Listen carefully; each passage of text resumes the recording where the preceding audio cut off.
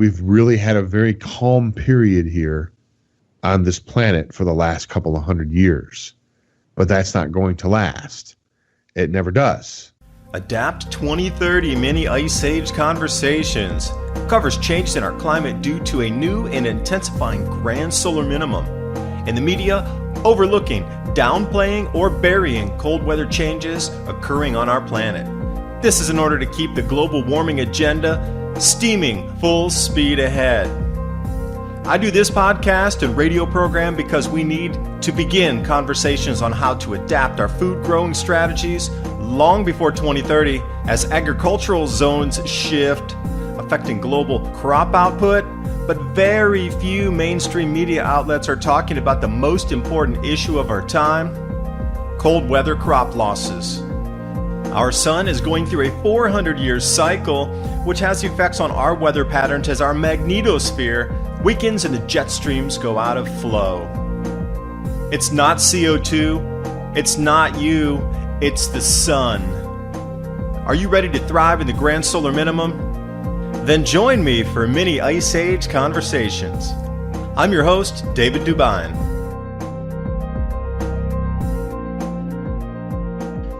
Anyway, the Little Red Book and the way the students were mobilized first is like an 8-year training period.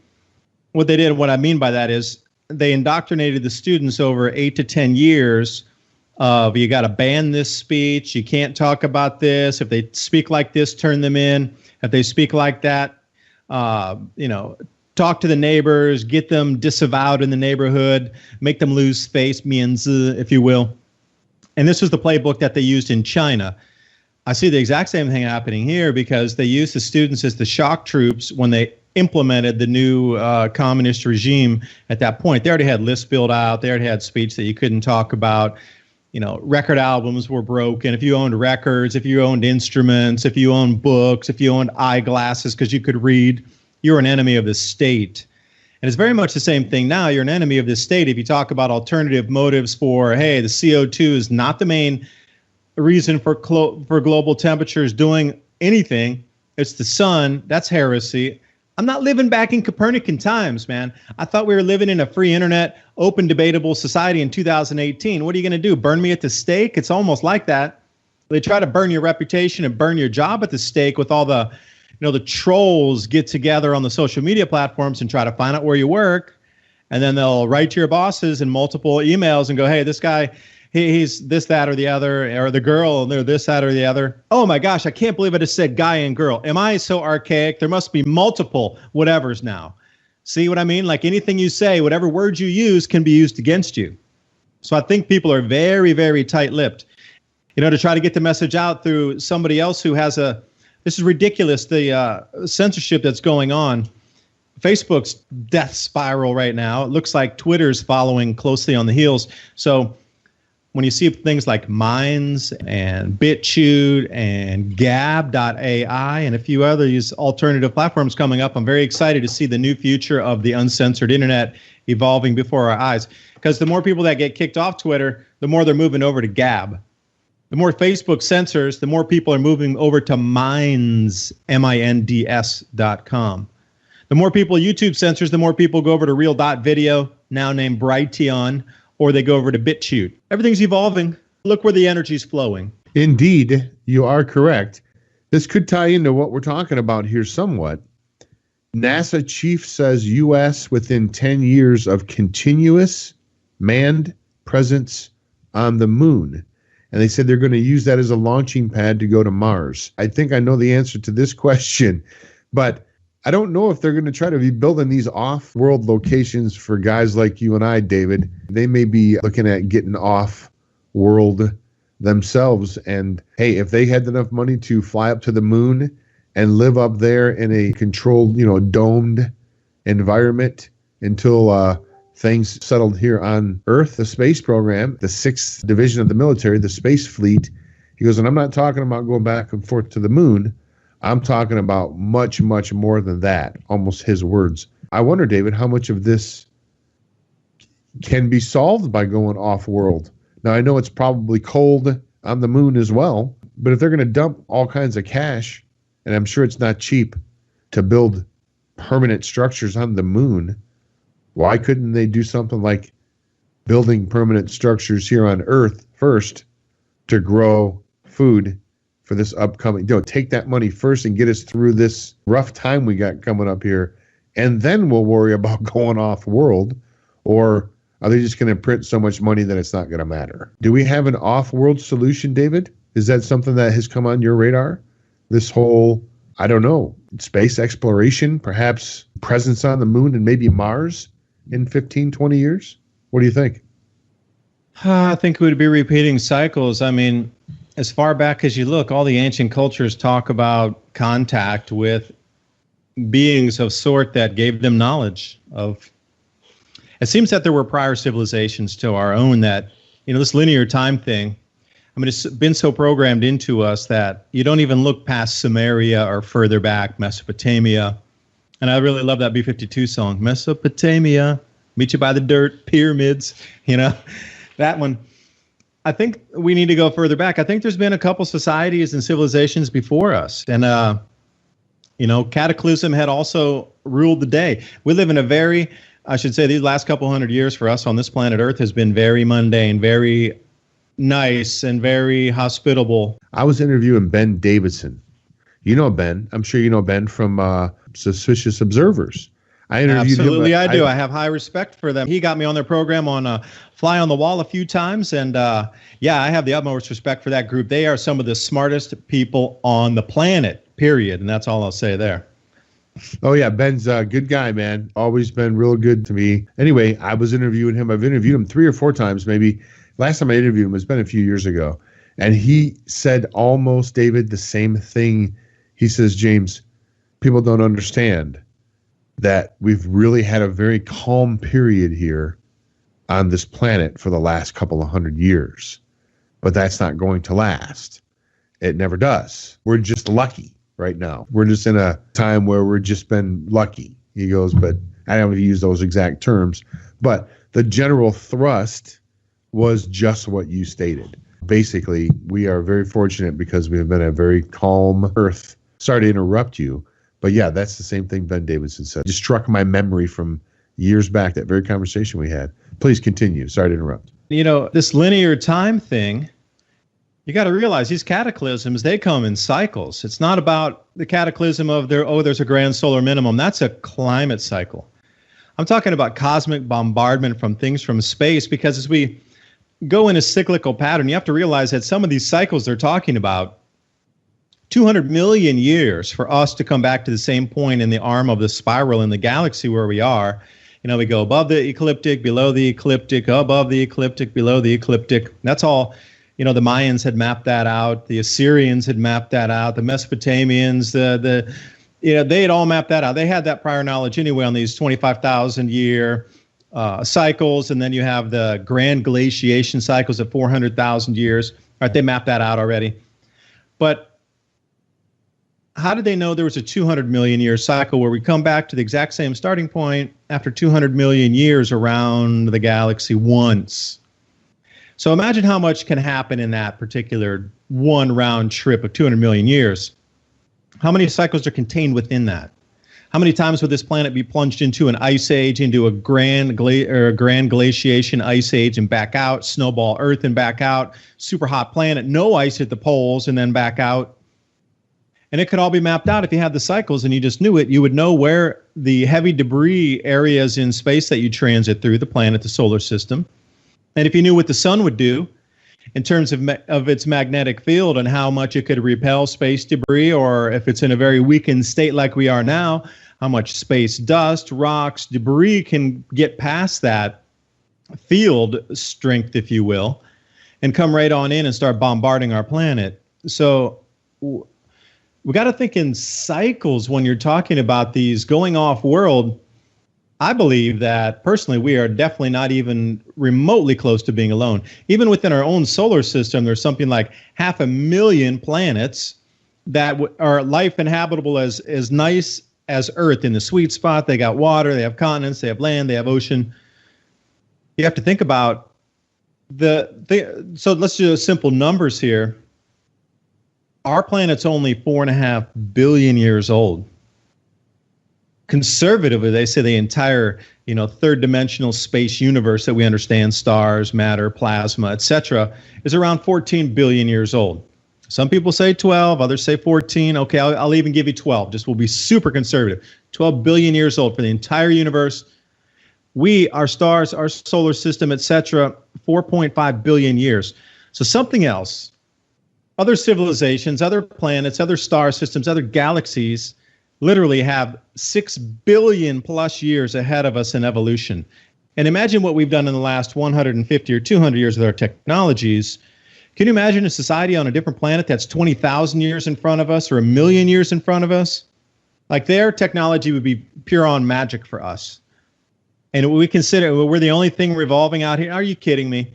We've been contacted. This is a planet that I would want to visit. If I had a spacecraft, I would want to come here. How about traveling interdimensionally? How about the stargates? How about the different technologies that are rumored to be around? They're not just rumored. They are just like set in stone, these technologies passed down through the generations and through the civilizations, epochs of time. You can't have all these same like stories across all the continents. Come on, that's too crazy to have all the continents have all the same base stories about. No, it's impossible. We are definitely, I think we're just part of the greater space civilization. We're probably just like a little outpost out here, that some barbaric race. Don't go down there and you'd be scared to go down there. You might get eaten or something kind of planet. But I believe we are definitely in the midst of a galactic society for sure. My own personal opinion, you can agree or disagree. I just look at space a lot. I look at a lot of stuff in space, and there's no way that we're not in the mix. I've heard it explained here recently, and let's see if I can get this correct. If you look at the difference between us and, let's say, a monkey, we are very, very close in our genetic makeup. They say we are, I don't know how many, not very many percentages more intelligent than primates, than the apes.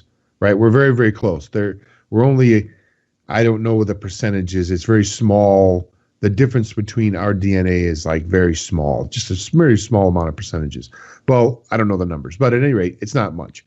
And look how much more advanced we are than the primates as far as like our ability to reason. And look what we've developed as far as technology is concerned, as far as communication, cell phones, video technology, satellites all across, orbiting around the Earth, and we can communicate worldwide, and we're just barely smarter than the primates. Okay, let's just put it that way.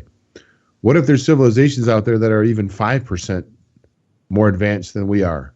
Even 3% more advanced.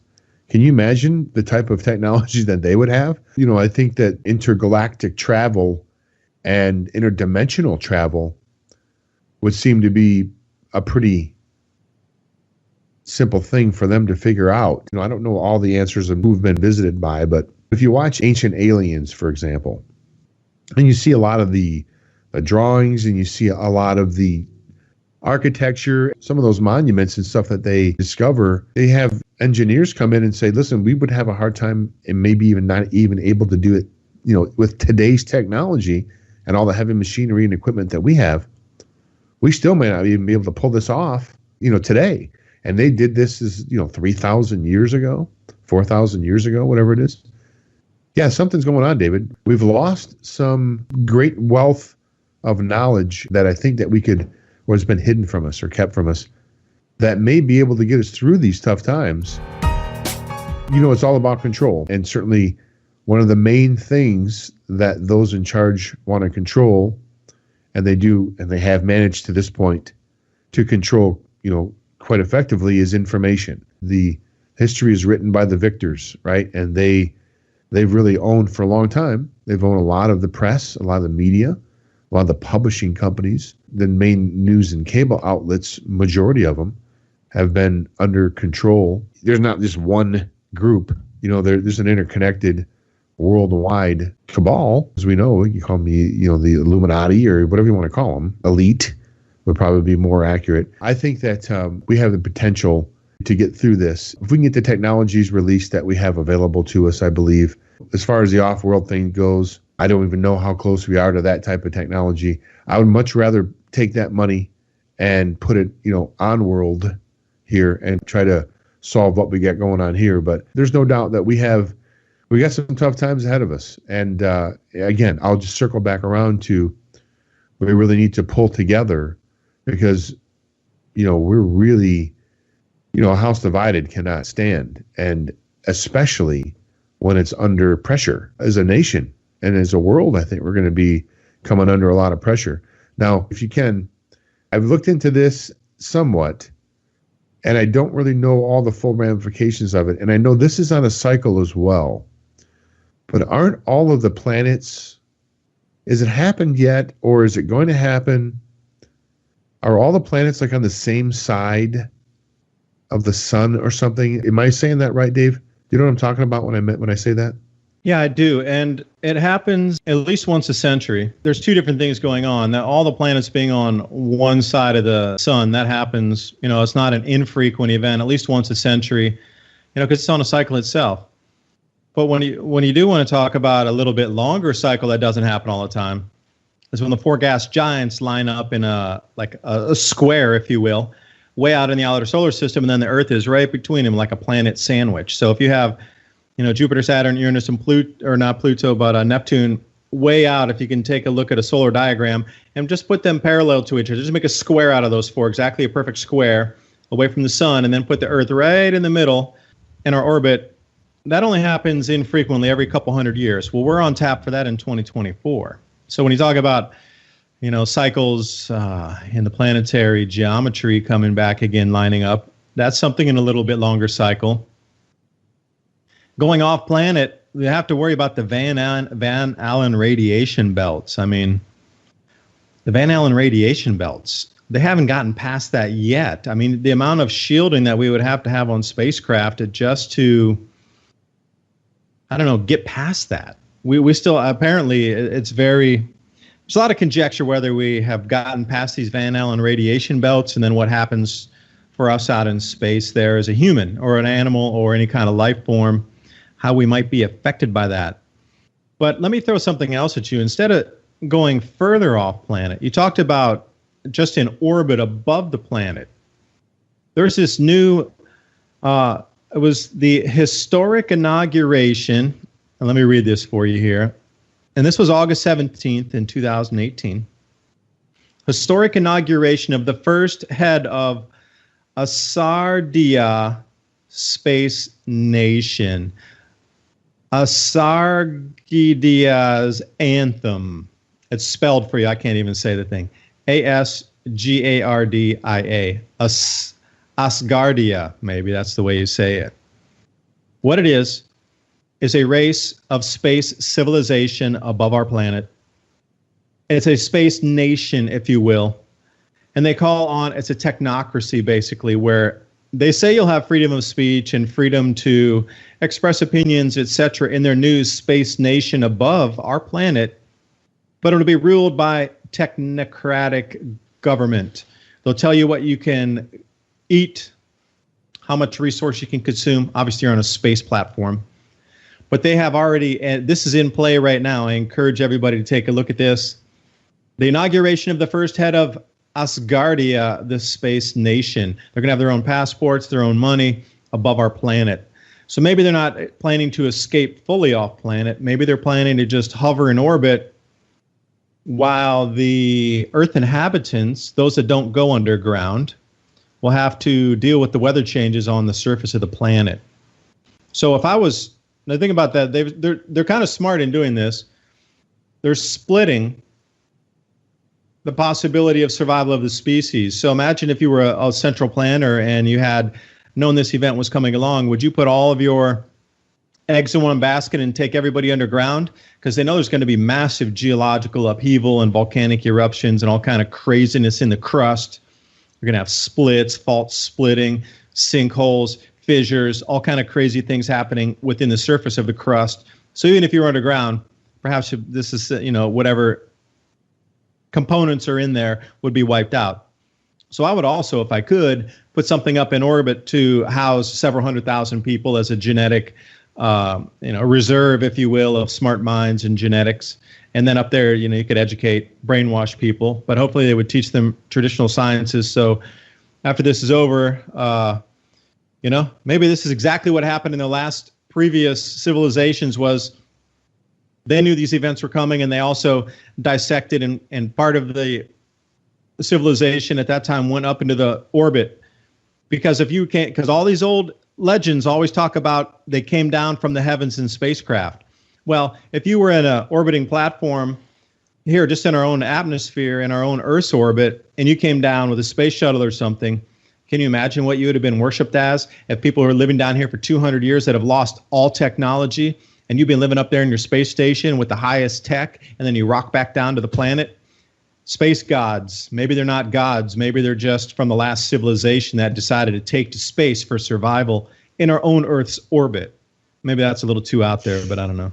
No, hey, listen, the Book of Enoch talks about that type of stuff, about, beings from space, talking about ancient aliens, and I see these drawings on caves, unless the whole darn thing is a big fraud, which I don't think it is. I mean, these drawings are a couple, 2,000-3,000 years old, David, and it's a clear depiction of a person during that period in a spaceship with like jet rocket propulsion coming from the bottom of the spaceship, and they are like sort of like strapped in, like you would strap into a roller coaster ride or something at an amusement park, where you're kind of strapped in. And that painting, I want to say it was from the 1500s, where it was a picture of maybe it was the Virgin Mary, but over in the background, there's like a spaceship in the picture, drawing in the painting of like a spacecraft flying back over the head of the woman in the photo. And it's like got a person sitting in the spaceship and flying around. And this is what, the 15th century? So yeah, there's no doubt in my mind that we've been visited. Who knows, what race or what. Maybe there's people orbiting around the Earth right now, for all I know. Heck, I don't know. I haven't been up there. There's so much that we don't know, David.